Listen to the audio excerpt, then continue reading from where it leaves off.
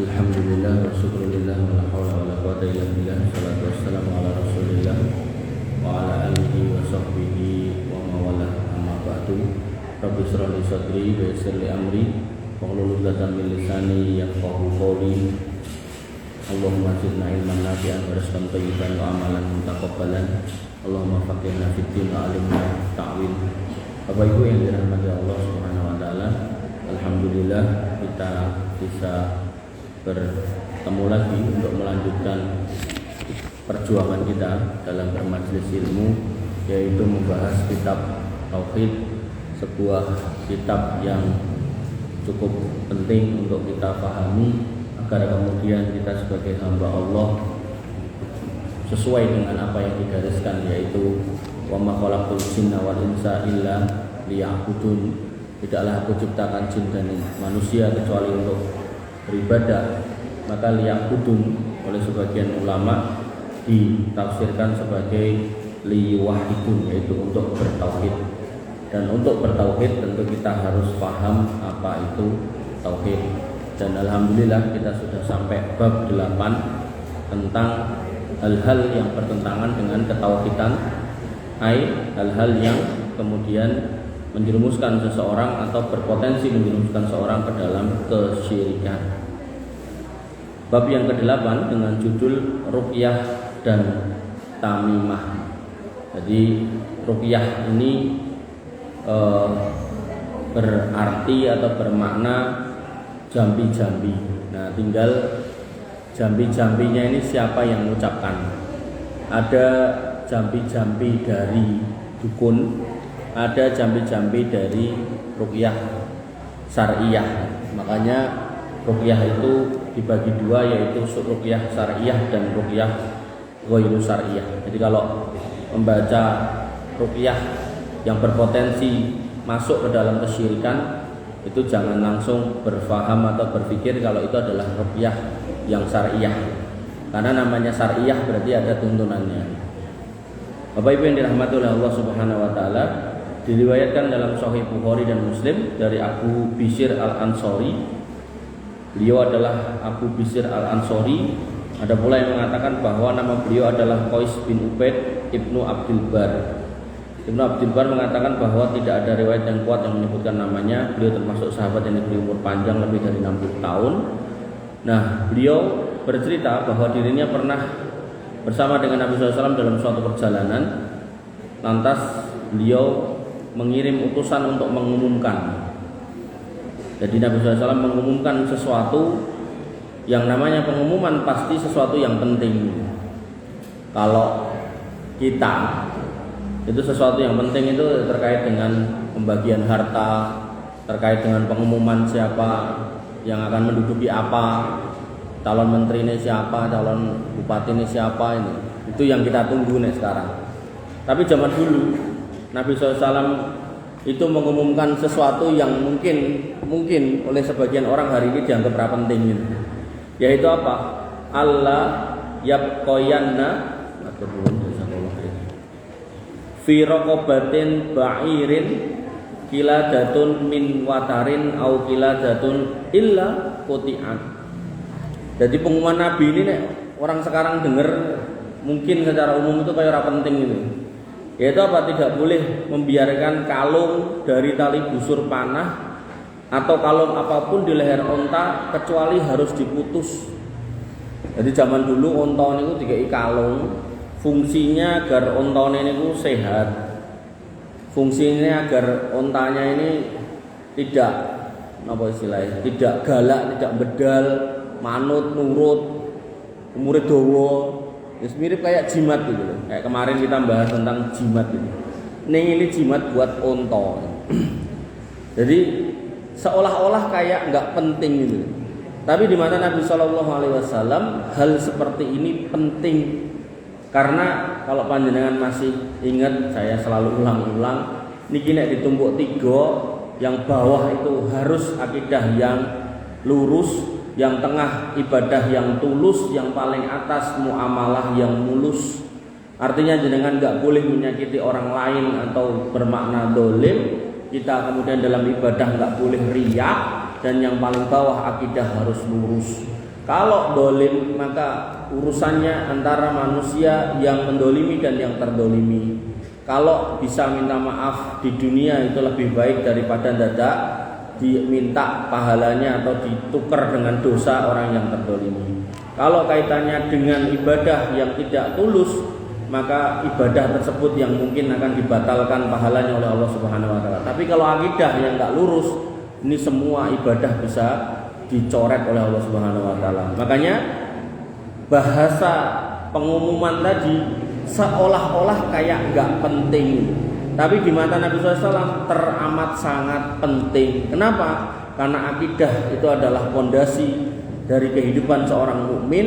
Ketika sudah salah akidahnya, maka enggak berguna ibadah dan semua kebaikannya.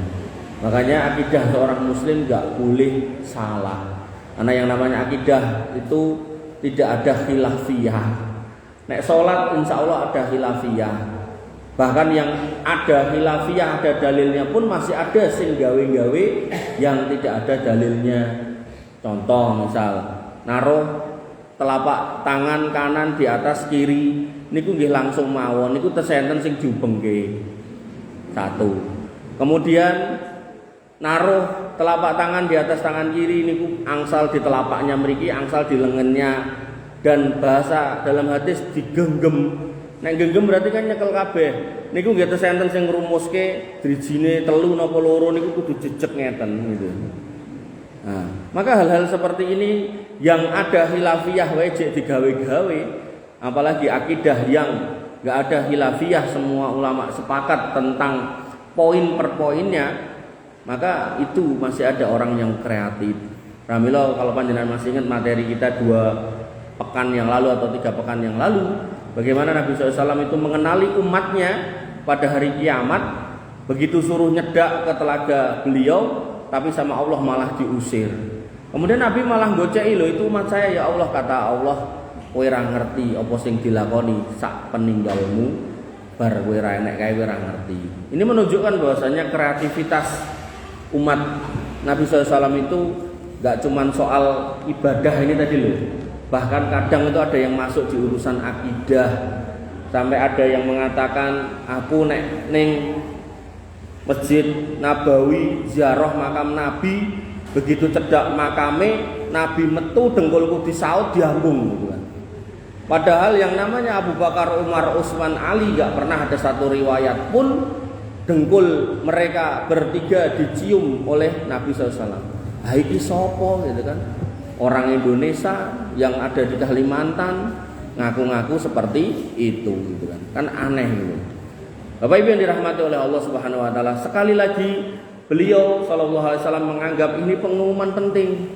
Sehingga seperti yang saya buka di depan tadi, tauhid itu penting untuk difahami, untuk dingerteni dan untuk dihati-hati. Jangan sampai kita kemudian menutup mata seolah-olah perasaan kita udah bawa amal banyak, tapi ternyata ibadah ini memang banyak, tapi di urusan akidah ini banyak juga yang luput. Naudzubillah. Pramila, mumpung kita dikasih umur panjang, yang niki kita sempurnakan keikhlasannya, yang amalah kita mintakan keikhlasannya, kemudian yang di bawah ini kita luruskan keyakinan kita. Artinya kalau kita masih punya yang ngeten iki, kita putus sebagaimana sabda Nabi SAW. Lah aku serang di unta mas, saiki ora enek unta enek ning bonbin misal ngoten, jenengan misal gadah penggalih ngoten. Lah unta itu maksudnya kendaraan. Sok-sok tesenten piyai napa ten mobile gantung tasbih. Pas ditekoki nggih napa, Dik? Yo ben slamet. Nah, nek bahasane ngoten mboten nangsal. Tapi nek bahasane monggo hiasan mas, ben enek sing gantung-gantung tombo ngantuk entuk niku. Tapi nek gen selamat, gen napa meleh, gen motorku ora dicolong, gen ora ditilang polisi, bahasa-bahasa ngoten niku atos-atos nggih. Dadi barange sok padha bentuke mung tali, mung tasbih, ning begitu kemudian terucap kalimat-kalimat yang menunjukkan ketawakalan harusnya dipasrahkan kepada Allah, kok dipindah datang kalung, tasbih lan sak piturute niku wau, maka mboten angsal. Ngono aku ora sembarang kalung, ora sembarang tali kok Mas. Ngisor dhewe tak kei kaligrafi Allah. Lah kinten-kinten Gusti Allah niku napa nggih pajangan ngoten niku? Kan mboten. Artinya kalau itu tidak menyimpang atau rusak atau salah dalam urusan akidah, minimal itu masuk dalam masalah khurafat, tahayul atau mungkin bid'ah. Itu nek Kiai Muhammadiyah menyingkat dari TBC, tahayul, bid'ah, khurafat. Yang mana itu menghantarkan kepada kesyirikan. Bapak Ibu yang dirahmati oleh Allah Subhanahu wa taala, pramila sekali lagi niki ketoke kaya ora penting, tapi buat Nabi SAW penting sampai diumumkan. Dan ini bukan perkara yang biasa dalam agama ketika kita ngerti ilmunya. Pramila napa ingkang wonten ten griya nek memang enten niatan-niatan mekaten menika, misal zaman bangun omah ten pengeret digantungi napa terus ten pintu enten napa kados wong Cina-Cina nika. Nah niku dicopoti kabeh. Mboten angsal. Wong Islam ngoten menika. Mengke enten babnya di mana kalau yang digantung itu ayat-ayat Quran. Bapak Ibu yang dirahmati oleh Allah Subhanahu wa taala, Ibnu Mas'ud radhiyallahu an menuturkan bahwa dirinya mendengar Nabi SAW bersabda, "Innar ruqa wat tamaima wat tiwalata syirkun." Sing jenenge ruqyah. Nah, ini ruqyah berarti kalau bahasanya ruqyah dan kemudian dikatakan ini adalah syirik, berarti bukan ruqyah syariah tapi ruqyah mbah dukun. Nah, namanya bahasa Arab ya istilahnya tetap ruqyah itu. Jadi tapi nek kita orang Indonesia ya mungkin ruqyah itu langsung yang positif, yang negatif kita nggak sebut ruqyah tapi jambi-jambi dukun gitu. Maka yang namanya ruqyah, tamimah dan tiwalah itu adalah syirik. Nah, ruqyah niku napa? Nah, ruqyah niku biasa disebut dengan jambi-jambi. Kalau itu yang diucapkan adalah ayat-ayat Quran, maka itu ruqyah syariah. Kalau yang diucapkan bukan ayat Quran, maka itu adalah kesyirikan. Dan kadang setan niku ngengken ngucapke ruqyah niku sing jane ya ora enek maknane. Tapi makna yang terkandung di dalamnya adalah sebentuk ketaatan dari manusia kepada jin atau setan yang menyuruhnya. Niku, kadang niku kula nganti preso nerokke. Dadi kula nanti enten piyai kula kan ngomongke niku ndang ngomong kuwi apa ngono. Dhek dhewe ya ora iso ning bisa mengucap ning enggak ngerti niku artine napa, kula sing krungu ya ora mudeng niku napa. Dadi wis ra cetha ngoten niku.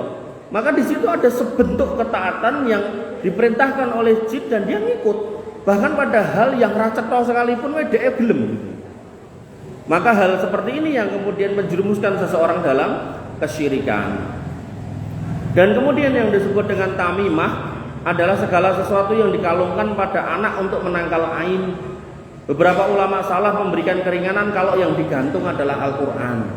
Jadi zaman dulu ada sebagian orang yang menggantung sepotong ayat Quran. Itu diberikan keringanan. Tapi kalau kita kembali kepada asbab kenapa Quran itu diturunkan, tentu itu disebut sebagai hudal linnas wa bayyinatin minal huda, sebagai petunjuk, bukan sebagai barang gantung-gantungan. Sehingga yang terbaik Quran itu diwaos, boten digantung-gantung. Dan kalau memang akhirnya digantung, nek memang tenan akhirnya digantung, artinya panjenengan enten kaligrafi taruh ten dia dan seterusnya, maka nek memang tenan digantung, maka pastikan itu terhindar dari benda-benda atau tangan-tangan najis. Contoh pripun ngapunten, enten piyai ngangge baju tulisannya la ilaha illallah.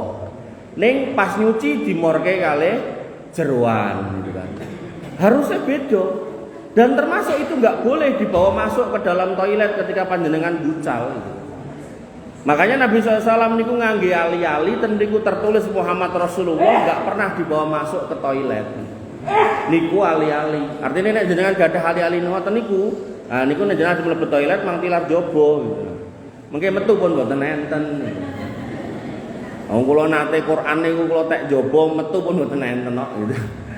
Nah, makanya dalam hal ini yang paling aman ndak usah ditulisi ditempelke pada tempat-tempat yang berpotensi kesenggol, kesentuh, kecampur kalih barang najis.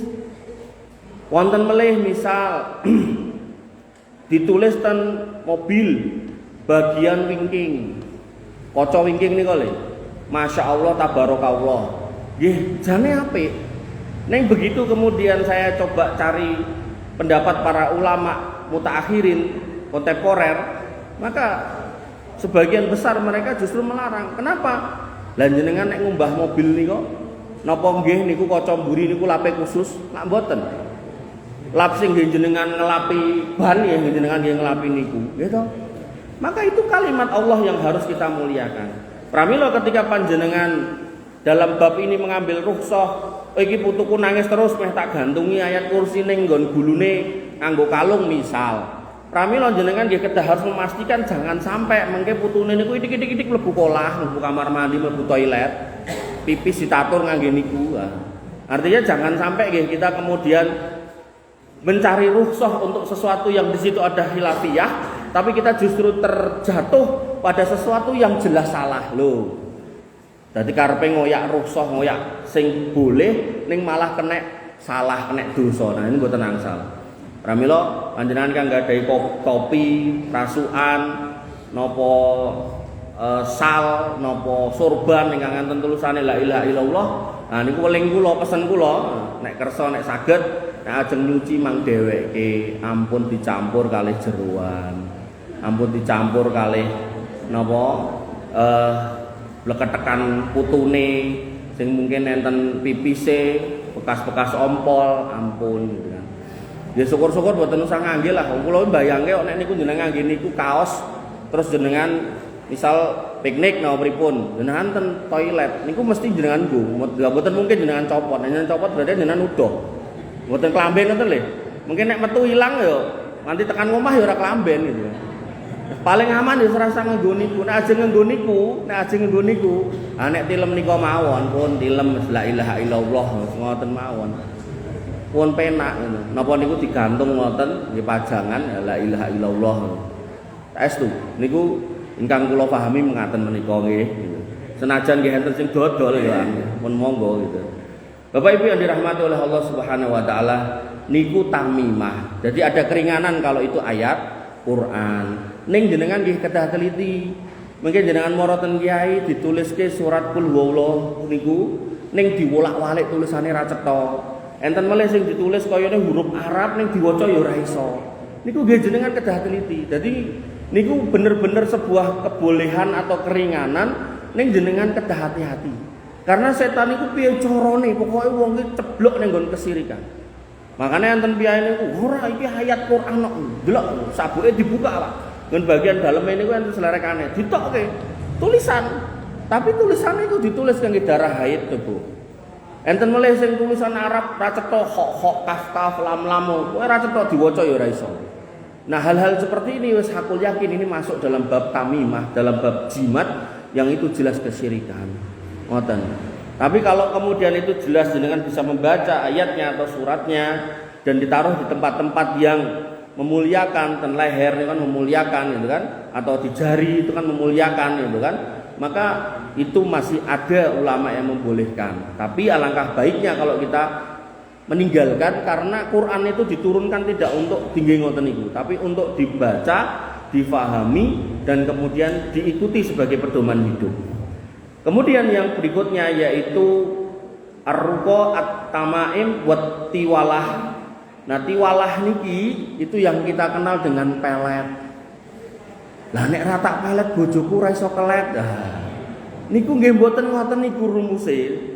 Semua hal yang bersifat interaktif, interaksi dengan jin dalam rangka mengharapkan sesuatu kelebihan, kebaikan atau keutamaan atau kenikmatan pada diri kita, maka itu masuk dalam wilayah kesyirikan. Karena jin gak akan mau membantu jenengan secara gratisan. Pasti enten syarate, pasti enten tuntutane. Apapun niku bentuke. Sampai enten piyai niku disyaratke tipis banget sampai dia enggak paham. Jadi beliau niku duwe ilmu kebal, pun sepuh. Untune pun mboten enten. Wong nek mangan sate niku dhek senenge sate Solo. Piyai Sumatera nek senenge sate Solo. Kula tekoki jenengan nek mangan seneng banget mangan sate nek mangan piye niku. Oh, aku yo gampang Mas, mutlek ngono lak wis ngono. Ah dimut-mut bola-bali sesepi dilek ngono. Ora keloloten kula nggih mbatin. Duwe ilmu kebal, Pak. Kula jak umroh mlampah bareng, mlaku ping bola-bali ngoten, megap-megap, ngoprok ora iso ngadeg. Kula gojeki, ilmu kebalmu ora kanggo Pak De ten mriki. Mas, kowe ora ngerti ya tak ngomong. Ya emang ora ngerti kok aku ora duwe.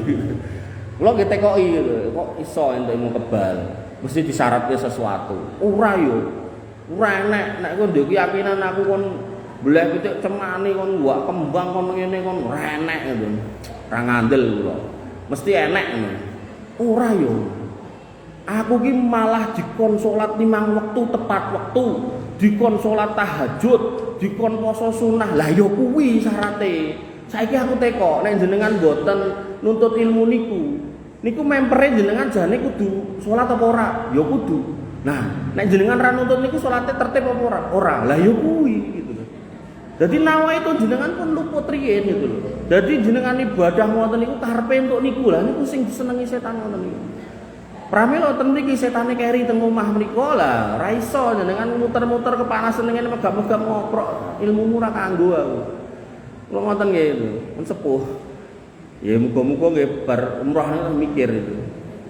Ning biasane nggih mboten mikir sok-sok karena kalau udah mendarah daging dan menjadi kebanggaan. Wong tuwek sing biasane karo cah cilik-cilik diece, "Mbah yo balapan mlayu," gitu kan. Iki kok tiba-tiba enek sing wani ngece disampluk ngono saged mencelat. Wah, niku biasane megah ngilangke. Nggih kados Abu Thalib niku. Jane pun ngertos nek niki ponakane niki ahlul haq, orang yang membawa kebenaran. Kemudian ucapannya enggak pernah dusta, bahkan masyarakat menggelari sebagai al-amin yang terpercaya. Tapi yang terjadi ketika beliau SAW meminta untuk kepada pamannya untuk mengucap syahadat, enggak mau pamannya. Karena apa? Mengko kelangan pangkat, kelangan gelar, kelangan sebutan sebagai tokoh masyarakat. Rahmillah, banyak orang yang belajar agama dia, khususnya ahlu kitab, dia buka kitab-kitabnya, nek dia mau jujur, dia akan mendapatkan kebenaran sebenar-benarnya kebenaran. Di salah satu masjid dan sumber ini kalau jelas ke orang Nasoro itu punya pendapat kayak gini, keyakinan ini, ayatnya ini, kemudian berubah jadi gini. Dan ini masih kita pertahankan sampai sekarang, seperti berjilbab, sunat, tidak makan babi, kemudian tidak boleh berzina, kemudian haramnya homoseksual. Tapi mereka semua melanggar ini gitu kan. Niku orang pendeta-pendeta nek gelem maca niku jane ngerti. Mung mengke nek ninggalke agamane niku kelangan pangkat, kelangan omah dinas, mobil dinas, gaji bulanan gitu loh. Maka hal-hal seperti ini yang kemudian Nabi SAW itu mencontohkan bahwasanya nek aku nganti duwe emas segede gunung Uhud ora bakal tak cekel luwih saka 3 dina. Jadi Nabi itu mencontohkan bukan tokoh agama, tokoh umat yang gila pangkat. Jadi kalau duwe napa wae disedekahke sampai masih tersimpan emas sedekah sak gedene jentik, Nabi niku salat mboten khusyuk. Cepet-cepet sampai para sahabat bertanya, "Enten napa ya Rasul?" "Aku meh jikuk iki lho. Harta sedekah kudu tak jikuk, kudu ndang tak dumke."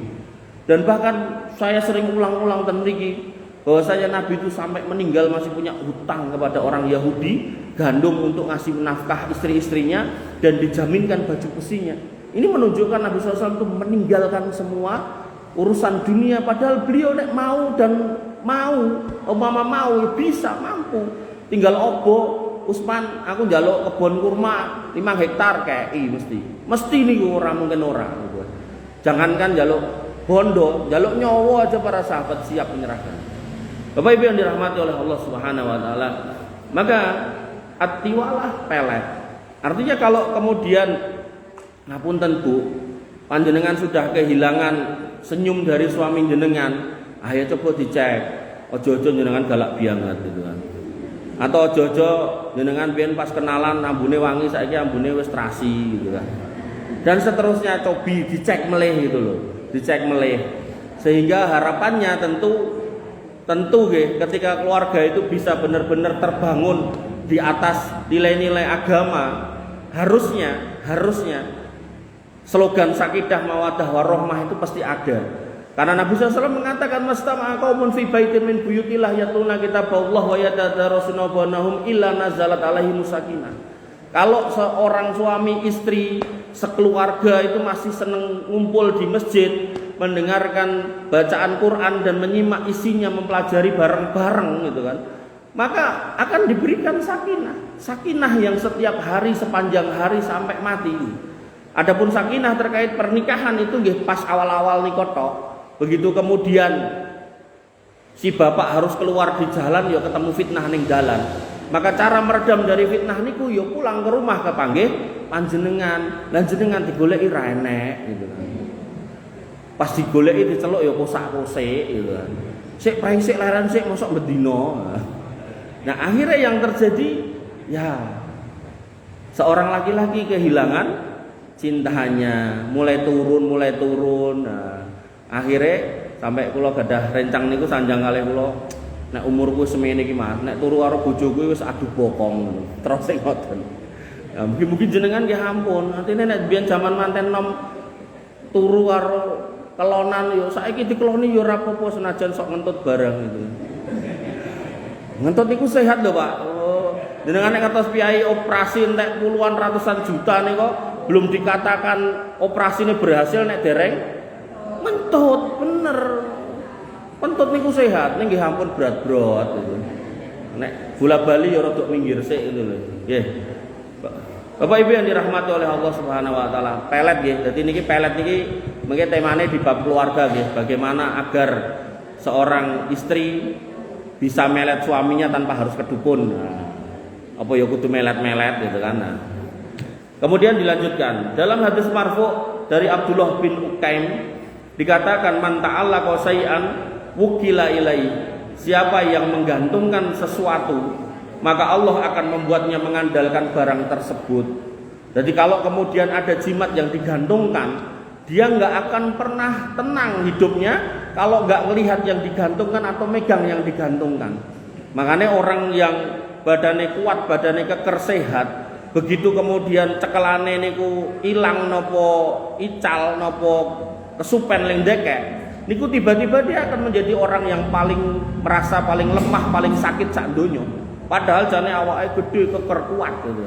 Dan itu enggak cuma terjadi pada orang-orang yang berfisik kuat, bahkan orang-orang yang sebenarnya Allah karuniai akal cerdas, pinter, tapi karena dia kemudian meyakini adanya benda-benda yang bisa menjadi sebab dia tambah pinter atau mempertahankan kepinterannya, begitu hilang dia akan menjadi orang, merasa orang yang paling bodoh sak donya. Ya contohnya cah nom-nom nih kok, ketika kemudian dia jane bocah pinter ket SD, SMP, SMA. Begitu SMA, maca majalah, maca internet, terus enten horoskop. Nek tanggal semene laire, berarti bintangnya Taurus gitu kan. Taurus sih wonge gaene ra tau ngurus, ra tau adus, ngene ngono. Nah, maka sifat-sifat baik ini tiba-tiba diilangi, Pak. Sing biyen jane rajin ke cilik dadi ra urusan, sing biyen jane resikan dadi kemproh, karena ngikuti itu loh. Maka orang-orang yang punya akidah yang lurus, dia nggak akan pernah merubah jati dirinya hanya karena benda-benda tertentu. Dia akan kembalikan pada apa yang diperintahkan Allah dan Rasulnya. Kalau emang Allah merintahkan untuk berkondisi bersih, ya dia akan bersih. Kalau Allah memerintahkan dia untuk memperbanyak ilmu dan menjadi orang cerdas, dia akan belajar. Dan dia akan berjuang untuk jadi pinter, bukan malah wis pinter malah jadi bodoh gara-gara delok ngoten niku. Maka hal-hal kayak gini nih oleh umumnya orang hari ini dianggap hal sepele, tapi dalam Islam ini akidah penting, Pak. Makanya tadi kula ten Karanganyar ngisi pengawasan nih, rempet-rempet ngeten iki babet tiaroh. Nah niku saya bilang sama ibu-ibu di situ, kalau jenengan buka kamar putra jenengan yang masih kuliah atau SMA, kok jenengan nemoni tempelan-tempelan ramalan-ramalan bintang niku gek dang ditetel, disuwek, diguak, dikandani putrane. Kuwi kleru lenduk gitu. Kowe meh dadi apa nek dadak kaya ngono. Senajan mungkin sama putrane dianggap wah bapak ibu iki lebay ya. Mboten napa-napa. Dadi wong kolot ning baik buat putra jenengan langkung sae tinimbang kemudian kejarke ning mengke jenengan mboten ngertos glundrungane tekan pundi. Bapak Ibu yang dirahmati oleh Allah Subhanahu wa taala, termasuk beberapa kesalahan anak-anak muda itu gara-gara nontoni drakor niku napa niku bintang jatuh, anggaran enten bintang jatuh, bintang gage-gage ndonga. Ngomongnya nek bintang jatuh engko kabul. Kalau dia memaksudkan bintang jatuh bisa mengabulkan dosa, itu syirik akbar. Tapi kalau dia memaksudkan bintang jatuh atau saat bintang jatuh itu waktu di mana doa bisa terkabul, itu namanya bid'ah. Jadi satu di antara dua itu salah kabeh. Kenapa? Karena Allah mengatakan dalam Quran surat Al-Mulk, walaqad zayyana sama'a dunya bimasabiha wa ja'alnaha rujuman lisayatin. Allah menyatakan mengakui nek sing jenenge langit kuwi takei bintang-bintang. Wa zayyanaha tak hiasi ben iso disawang indah langit kuwi, ora peteng tok, tapi enek kerlap-kerlipnya. Tapi wa ja'alnaha rujuman lisayatin. Ning kuwi ora mung hiasan, kuwi bandeman dinggo setan-setan.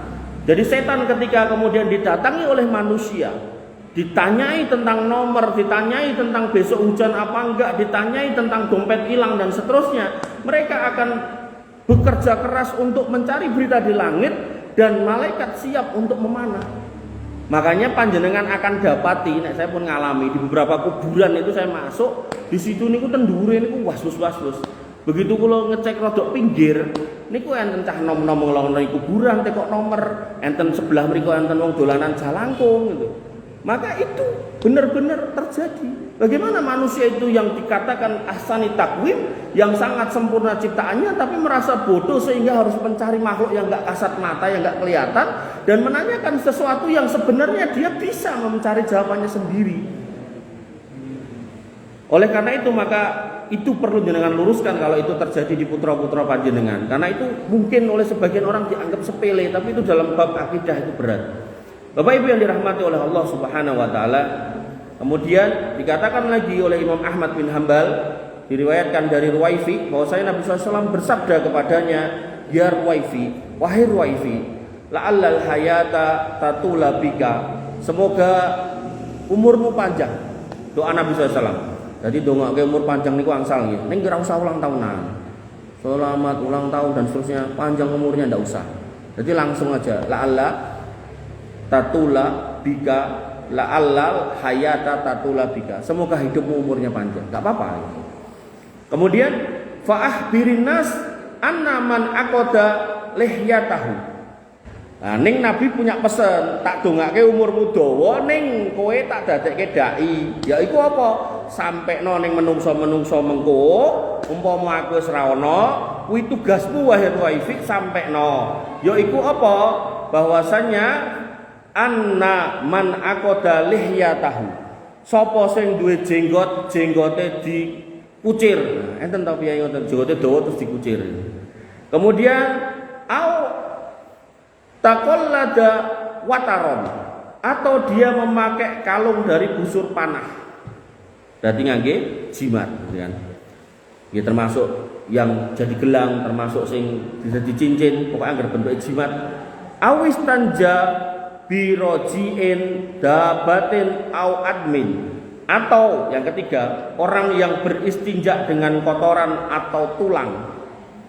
Jadi tiga hal ini disebutkan karena dilarang oleh Nabi, yaitu pertama gelung atau ngikat jenggot, kemudian yang kedua napa wau nganggo jimat, yang ketiga cebok ngangge kotoran atau tulang.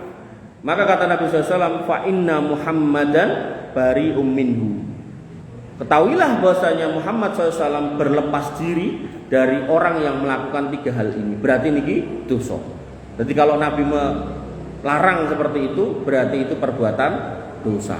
Pramila yang gadah jenggot ya ampun digelung, ampun dikucir, nah mulai dikelabang gitu kan. Nah, kemudian yang punya jimat nggih kendang dicopot.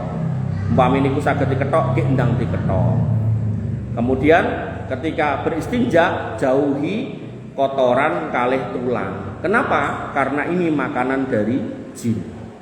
Nah, ketika ngapunten jenengan disuguhi roti, terus rotine dijikuk kalih cah nom, terus tidak jenengan lak nesu toh. Nah, maka jin pun juga akan merasa tersinggung ketika makanannya yang mau dia makan jenengan jadikan alat untuk cebok. Makanya Nabi itu menjaga perasaan sampai ke segitunya gitu. Sehingga kita nggak boleh melukai perasaan para jin itu yang memang ditakdirkan panganane nggih menika kotoran kalih tulang. Kotoran di sini kotoran binatang ya, bukan kotoran orang. Nah, dalam bab makanan jin, termasuk makanan jin adalah makanan kita yang ketika kita makan kita tidak mengucapkan bismillah. Makanya nek kita nonton film-film horor, itu jin iso nembus tembok, iso mlebu lewat bolongan gitu. Nah, Nabi mengatakan kalau kamu malam kamu tutup pintu dengan bismillah, jendela dengan bismillah, maka jin akan mengatakan kepada temannya, nggak ada tempat bermalam untuk kita malam ini. Jadi mereka itu senang tinggal bareng sama manusia di dalam rumahnya. Tapi begitu jenengan tutup pintu, jendela semua dengan mengucap bismillah, dia nggak bisa masuk, Pak. Jadi orang enek ceritanya nembus tembok, mlebu angin mboten enten. Jadi mboten usah kuatir itu. Nah, kemudian ketika manusia di dalam rumah itu makan ya blablek orang donga, orang bismillah gitu kan. Maka jin pun mengatakan manggil teman-temannya, ayo kita makan di tempat ini. Nah, mungkin jenengan nggak akan melihat makanan jenengan kelong, ning mungkin keberkahannya yang kelong. Makanya ketika manusia atau orang Islam itu makan dengan mengucap bismillah, maka dia mengatakan pada temannya, ya wis, go turu ra enek, go mangan ya ra enek. Akhirnya kemana dia kembali? Nyari kotoran sama tulang. Ngoten nggih. Jadi rumusnya tulang nama kotoran iki makanan pokoknya. Nah, adapun yang kita makan itu menjadi sampingannya karena yang diambil adalah keberkahannya. Pramila panjenengan yang dahar disunahkan untuk mengucap bismillah. Bapak Ibu yang dirahmati oleh Allah Subhanahu wa taala, Waqi' meriwayatkan bahwa Sa'id bin Jubair berkata, barang siapa yang memotong tamimah yang dikenakan seorang, maka perbuatannya itu sama dengan memerdekakan budak. Jadi termasuk amalan besar dalam Islam adalah memerdekakan budak, dan orang yang memotong jimat-jimat, memotong cekelan-cekelan yang berbau kesyirikan, itu pahalanya bisa setara dengan memerdekakan budak. Waqi' juga meriwayatkan bahwa Ibrahim, di sini Ibrahim maksudnya adalah Ibrahim bin Yazid An-Nakhai, berkata, para sahabat membenci segala jenis tamimah baik dari ayat-ayat Al-Qur'an atau bukan dari ayat Al-Qur'an. Jadi yang berkhilaf tentang bolehnya pakai jimat dari Al-Quran itu adalah ulama mutaakhirin. Tapi para sahabat tidak satu pun atau belum diketahui atau belum didapatkan satu riwayat pun yang menyatakan para sahabat juga ngantung ke jimat-jimat dari Quran. Artinya kalau ada yang jenengan perlu cek dalilnya sahih apa dhaif, karena kadang orang-orang sekarang niku wis kendel. Jadi kalau kemudian dalil sahih enggak ada digawe kemudian dipromosikan. Kados yang mungkin jenengan sampun persani di beberapa medsos itu dikatakan orang yang di perutnya atau di tenggorokannya tersisa tertempel kopi, maka pasti masuk surga. Ngoten niku. Ya mungkin sing ngomong itu ya bakul kopi, jadi ya ngono carane gitu kan. Maka itu nggak bener ya, nggak ada ya. Terus kalau jenengan misal umroh waktu Ramadan, niku mengke enten buka puasa setiap hari di Masjid Haram, Masjid Nabawi, niku jenengan nek ditawari gahwah kopi, niku jangan bayangke kopi kapal api napa kopi mik boten. Rasane niku campur aduk antara jahe, kapulaga, pokoknya mirip jamu, pahit-pahit sengir campur aduk ra karo-karuan. Dadi nek jenengan dikeki aja kok semene, setengahe ngono rong karuan tek, Pak. Kejaba nek jenengan pun kebal lho. Tak estu.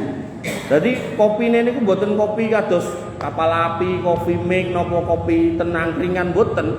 Dadi wis mirip jamu. Dadi wis ra enak.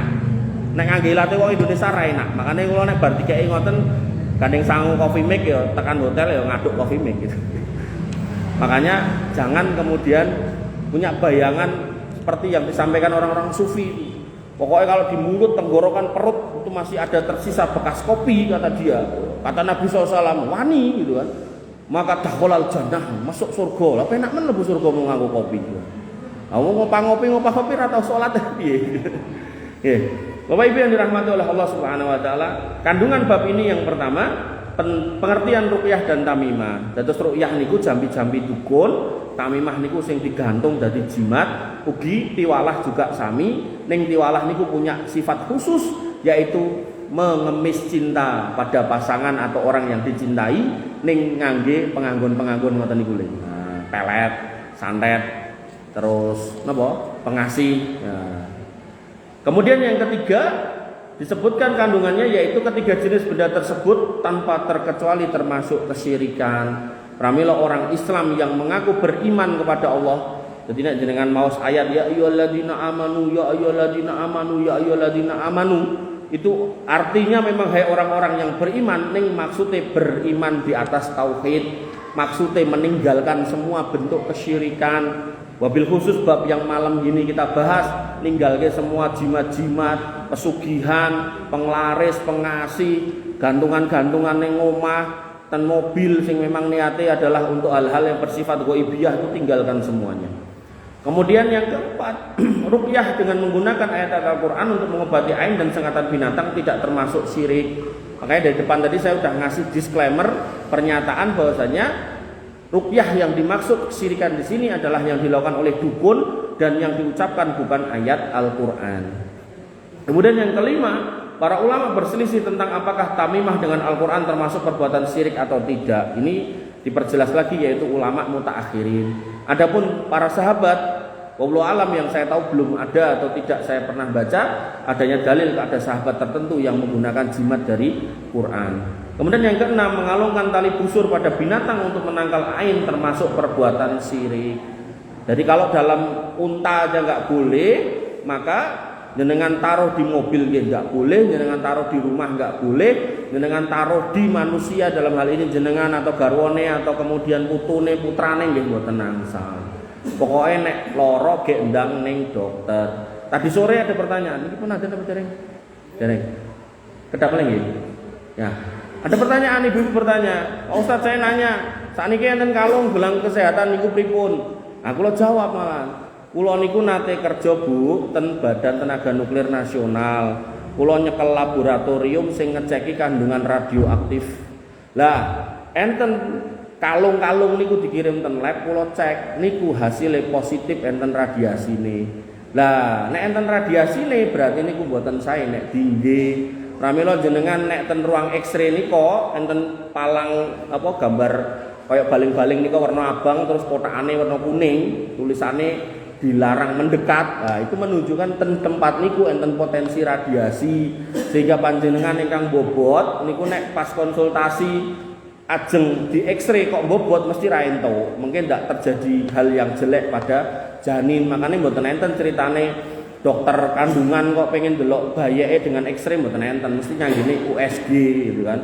Nah, sehingga dalam konteks kalung tadi saya bilang sama ibu itu, nek maksudnya adalah karena ada ion-ion itu radiasi yang jelek menurut yang saya tahu. Tapi kalau itu pun nggak ada, ning jenengan dapat dari taruhlah seorang Habib dan seterusnya terus didongake dan seterusnya terus nganggo niku lah, itulah jimat namanya, itu mboten angsal. Nah, sing entuk niku nek niku mas-masan gen tambah hayu nek didelok bojone niku entuk gitu. Dadi mang tuku sing gede-gede mboten napa-napa. Ibu bapak yang dirahmati oleh Allah Subhanahu wa taala, mbok bilih cekap semanten ingkang saged kula aturaken ketingal sampun adan, kurang lebihnya mohon maaf. Allahu minkum subhanakallahumma bihamdika